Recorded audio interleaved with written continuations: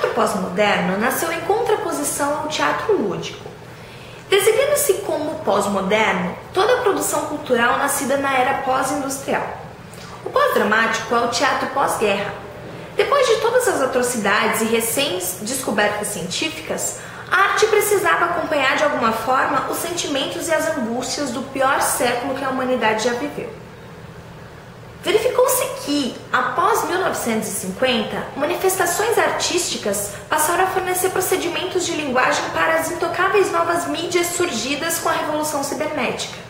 As meganarrativas se desconstroem, dando espaço para textos menos fantasiosos e mais sentimentais e profundos, influenciados pela psicologia e pela sociologia.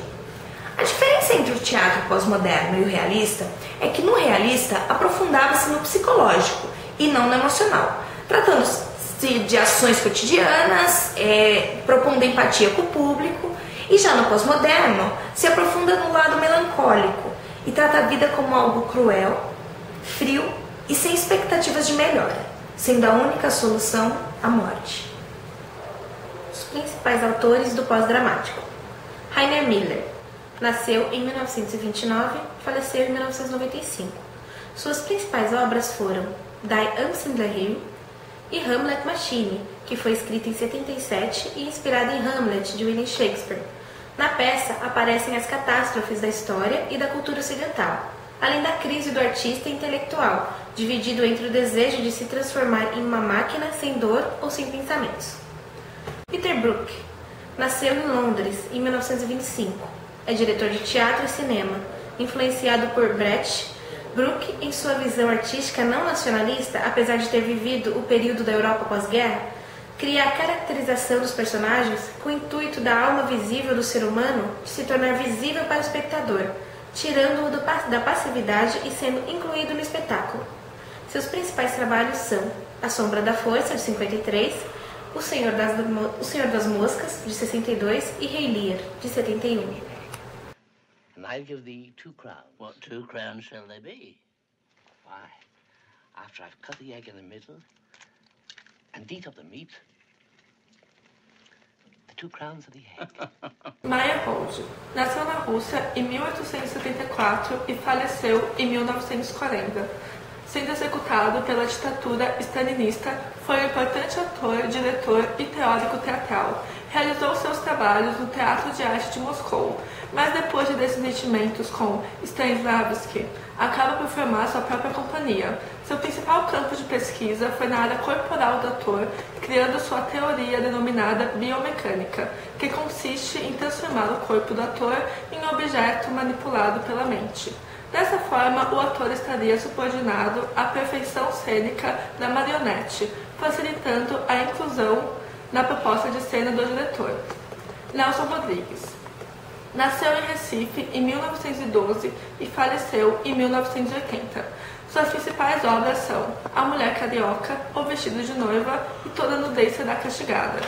O Vestido de Noiva conta a história de Alaide, uma moça que é atropelada por um automóvel e, enquanto é operada no hospital, ela relembra o conflito com a irmã Lúcia, de quem tomou o namorado Pedro, e imagina seu encontro com Madame Cressy, uma cafetina assassinada pelo namorado de 17 anos.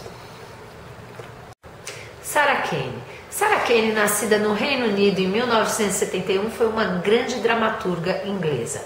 Sua família era profundamente religiosa, coisa que Kane não dava a menor bola, não estava nem aí. Durante a sua adolescência, ela se envolveu muito jovem em teatro local e estudou em grandes universidades, Bristol e Birmingham.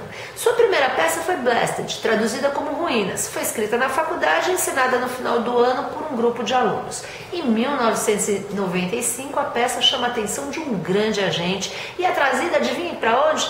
Para o Royal County Theatre Upstairs. Blasted causou grande controvérsia, sendo chamada de uma festa repugnante de imundície, entre outras coisas pelos críticos da época. Mas, apesar da polêmica, Kane foi chamada para escrever e dirigir um mito grego sobre o amor entre Hipólito e sua madrasta. A peça é considerada como o trabalho mais fraco da autora e por isso a crítica pegou tão leve, tão suave, coisas de críticos, né? Sua terceira peça foi Princeton, que continha reflexões de sua experiência na universidade. E a peça se passa justamente na universidade, que é feita como um campo de concentração com um médico sádico, né? E traficantes de drogas, entre outras coisas. Afetada pela má reputação frequente, Sarah utilizou-se de outro pseudônimo. Muito boa, garota. Passou a chamar-se Mary Kelvin para escrever Crave, criando uma pequena biografia para o seu alter ego que lhe rendeu ótimas críticas. Porém, a depressão de Sarah fez com que ela fosse internada num hospital psiquiátrico. Durante esse período, escreveu à mão a peça Psicose 448. O título, quase insuportavelmente irônico, refere-se ao horário com mais alto índice de suicídios. Ela completou essa peça em 1999, mas antes que pudesse ser terminada, sofreu uma overdose com pílulas para dormir. Sua amiga a encontrou e a levou ao hospital.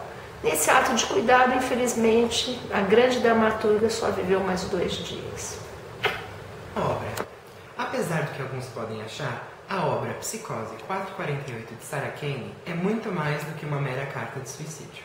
A autora acaba provocando no espectador o questionamento sobre a própria vida quando desafia a essência humana, narrando a consciência de alguém atormentado por seu inconsciente e que denega a própria vida.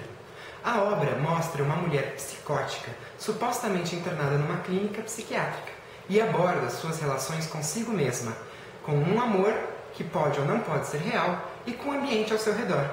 Tudo isso enquanto planeja se suicidar. A constante passagem do lúcido para o louco, vista na peça, destrói a construção da personagem, já que ela vive na fronteira do consciente e do inconsciente, sem um percurso linear na memória. Toda a peça é desenvolvida a partir de tentativas do personagem de fugir do caos de seus pensamentos e das ações que a afogam. Fundamentada em diálogos entre o médico e paciente, monólogos que registram a depressão, listas de remédios, números, verbos e explosões líricas, todo o texto é uma tentativa de descobrir uma razão para fugir às 4h48, a hora da claridade, a hora da ação, a hora da decisão e a hora do suicídio. Sarah Kane acreditava que o que se pode imaginar pode ser feito em palco. Por isso quebrou muitas convenções na escrita teatral, desafiando de modo intenso todos os conceitos pré-estabelecidos da dramaturgia contemporânea.